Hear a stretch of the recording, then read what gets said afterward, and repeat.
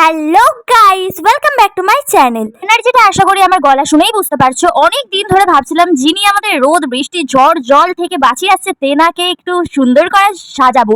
এই ভেবে তেনাকে তো একটু প্রস্তুতি নিলাম কিভাবে সাজানো যাবে, সকল প্রস্তুতি নিয়ে বসে পড়েছি। কিন্তু কাজটা যখন করছিলাম শুরুতে তো বিশাল বিশাল ভালো লাগছিল, কিন্তু শেষে হয়েছে আমার হালুয়া টাইট, মানে হাওয়া ফুস হয়ে গেছে।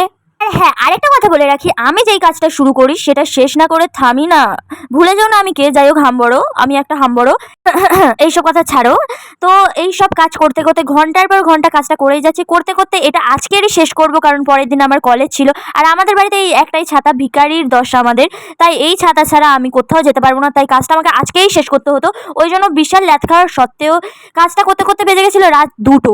লাস্ট ভিডিওতে তোমাদের দেখতেই পাবে, মানে বসেছি দুপুর 2টো আর উঠেছি রাত 2টো। কোথা থেকে যে সময় চলে গেল এখন বুঝতেই পারলাম না। আর ছাতা কমপ্লিট, এবার কমেন্ট করে জানাও।